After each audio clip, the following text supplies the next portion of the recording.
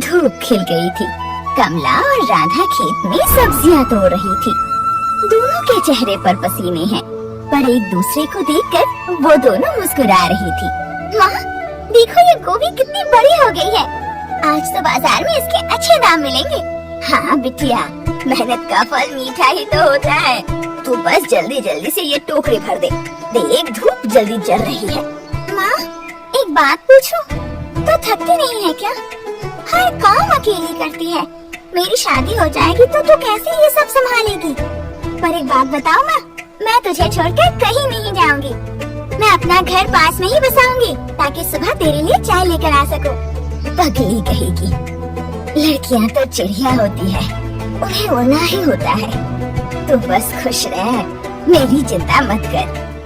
माँ, कभी कभी मन बहुत उदास हो जाता है।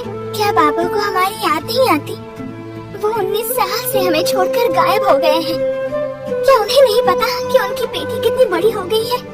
राधा, कुछ सवालों के जवाब ना ही मिले तो बेहतर है। तू जा, बस काम पर ध्यान दे। कमला और राधा सब्जियों का ठेला लेकर बाजार जा रही हैं। गांव की औरतें वहाँ जमा हैं। अरे ओ कमला, सुना तूने? कोठी की मालकिन शांति देवी ने पूरे गांव में नए जूते और मिठाइयाँ बांटी हैं। कोठी का वारिस विजय जो लौट रहा है आज। नए जूते? पर माँ, हमें तो कुछ नहीं मिला। तुझे कैसे मिलेगा राधा? तेरी माँ ने तो शांति मालकिन से ऐसी दुश्मनी पाली है कि वो इसकी परछाई भी कोठी पर पड़ने नहीं देती। पूरे गांव को न्योता मिला है, पर कमला को नहीं। आखिर क्यों कमला? विमला, तुझे जूते मुबारक हो, पर याद रखना, दान की हुई चीजों से किस्मत नहीं बदलती। और रही बात कोठी की, तो उस चौखट पर खड़ा होना भी मेरे लिए पाप है। रायपुर की एक संकरी गली। 20 साल बीत गए हैं, पर कमला की आंखों से वो रात अभी तक नहीं उतरी जब उसका संसार उजड़ गया था। आज विजय के वापस आने की खबर ने पुराने घाव को फिर से हरा कर दिया है। माँ, क्यों तड़प रही हो? सुबह से देख रही हूँ, जब से गांव में सुना कि कोठी वाली मालकिन का बेटा विजय वापस आ रहा है, तो पत्थर बन गई है। माँ, क्या रिश्ता है हमारा उस कोठी से? रिश्ता नहीं है, कलेजे की फांस है वो कोठी। राधा, तू बहुत छोटी थी तब। तेरा भाई विजय पैदा ही हुआ था।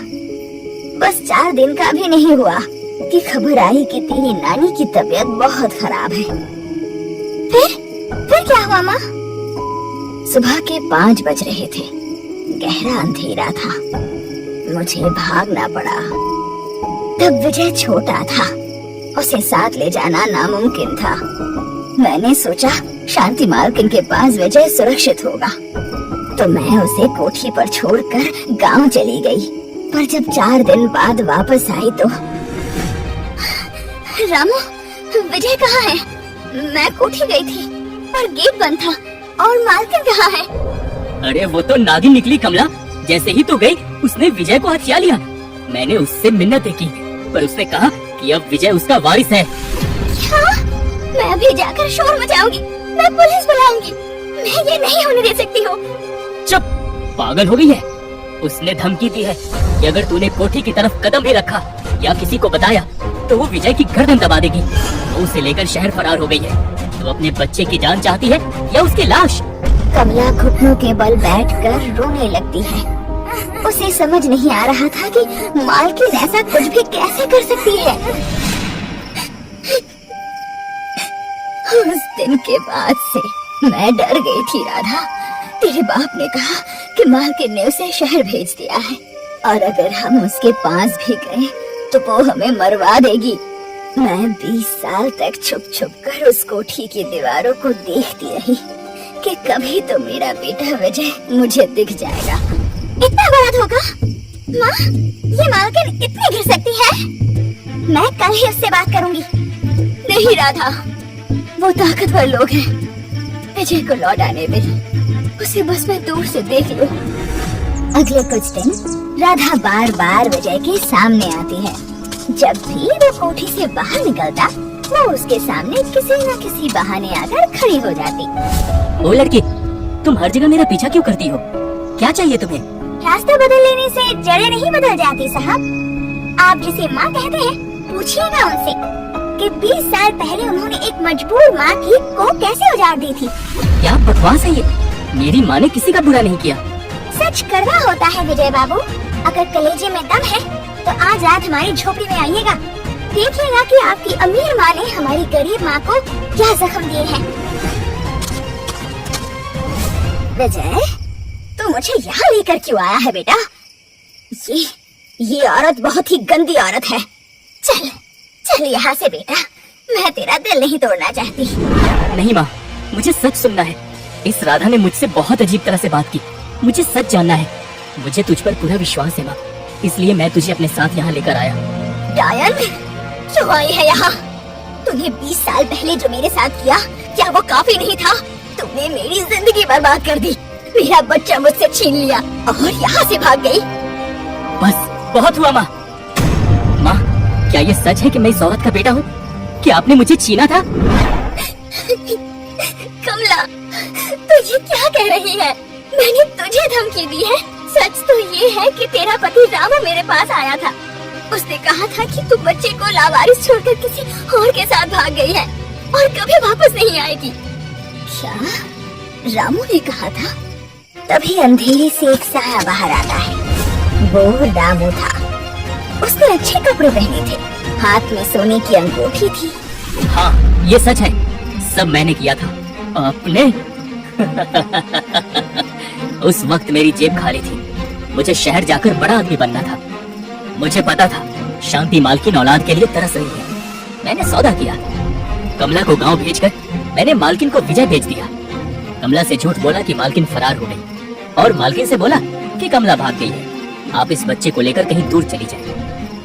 मैंने तुझे डराया कि मालकिन विजय को मार देगी ताकि तू कभी कोठी न जाए और मेरा राज न खुले। मैंने तुम दोनों के बीच डर और नफरत का ऐसा जाल बुना कि तुम 20 साल तक एक दूसरे के दुश्मन बने रहे और मैं उन पैसों से शहर में ऐश करता रहा।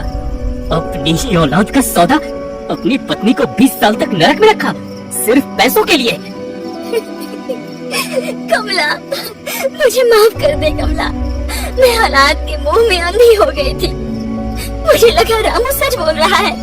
मुझे माफ कर दे कमला। जब सच का सूरज उगा तो कोठी का घमंड और झोपड़ी की नफरत दोनों राख हो गई। विजय को अपनी माँ मिल गई और कमला को उसका खोया हुआ संसार। आज साबित हो गया कि दीवारें चाहे कोठी की हो या झोपड़ी की, वे सच को ज्यादा देर तक कैद नहीं रख सकती। अंत में जीत ना रईसी की हुई ना गरीबी की, जीत तो हुई सिर्फ एक माँ के बेदाग ममता। नमस्ते गाइस, आप सभी से मेरा एक ही रिक्वेस्ट है। आप लोग वीडियो देखते हैं बट वीडियो में कमेंट या फिर लाइक शेयर कुछ भी नहीं करते, इवन फेसबुक पेज को भी लाइक नहीं करते। तो गाइस, आप सभी से मेरा एक ही रिक्वेस्ट है कि वीडियो देखने के बाद थोड़ा टाइम देकर मेरा पेज को फॉलो कर लीजिए, वीडियो में लाइक और कमेंट भी कर दीजिए, क्योंकि फेसबुक जो मांगता है वो है एंगेजमेंट, और एंगेजमेंट तभी हो पाएगा जब आप लोग लाइक करोगे, कमेंट करोगे, वीडियो के शेयर करोगे और साथ ही साथ फेसबुक पेज को भी फॉलो करोगे। मैं मानता हूँ कि जो लोग कार्टून वीडियो देखते हैं वो कार्टून वीडियो बहुत ज़्यादा पसंद करते हैं। इवन मैं पर्सनली कार्टून वीडियो बहुत ज़्यादा पसंद करता हूँ और अभी तो मैं कार्टून वीडियो प्रोसेस भी कर रहा हूँ। तो गाइज, ये जो कंटेंट क्रिएशन का जर्नी है ना, ये इस चीज़ में आप लोगों का सपोर्ट बहुत ज़रूरी है। आप लोगों का सपोर्ट के बिना ये जर्नी ना अधूरा रह जाएगा।